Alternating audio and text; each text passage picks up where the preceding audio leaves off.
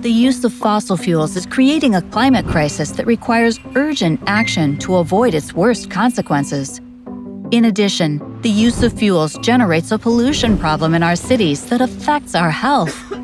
According to the European Environment Agency, in Europe, nearly 400,000 premature deaths are associated with air pollution. Fortunately, Europe has a clear framework for action against climate change with the European Green Deal. One of its pillars is environmental taxation, which discourages polluting alternatives and incentivizes the clean ones. What is the current situation of green taxation in Europe? Unfortunately, it is not very widespread, and it is particularly low in countries such as France, Spain, or Germany.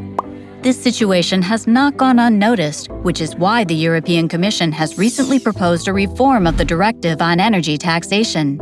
This would imply a general increase in taxes on fossil fuels and the establishment of common minimum rates for all EU countries. For example, in the case of diesel, in some countries such as Spain, they are currently below the minimum threshold and would need to be raised. However, phenomena such as the yellow vests in France or the rejection of the CO2 law in Switzerland have made European governments reluctant to implement these types of measures. So, are green taxation and just transition incompatible? Nothing further from the truth. A recent study by the BC3 and the OTEA Observatory has carried out an analysis using Spain as a case study. For this purpose, they have analyzed a hypothetical matching of the tax rate for diesel and petrol for final consumers, leaving out professional uses, and working together with several NGOs, energy companies, trade unions, consumers, and small municipalities, have co-designed compensatory measures. The results obtained show the following.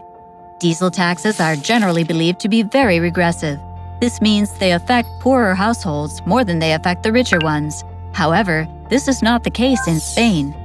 The reality shows that they are slightly regressive, with a higher impact on the middle classes and those groups most dependent on private transport. Additionally, it is possible to reverse this situation by introducing compensations. This is already being done in countries like Canada with CO2 tax revenues.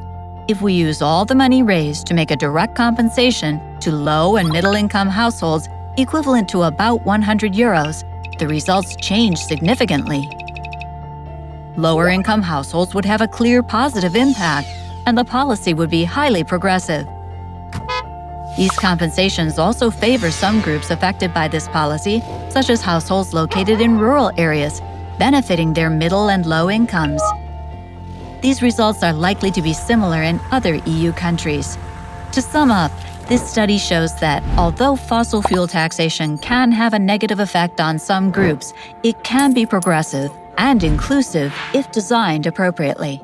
Thus, taxation can be greener and fairer.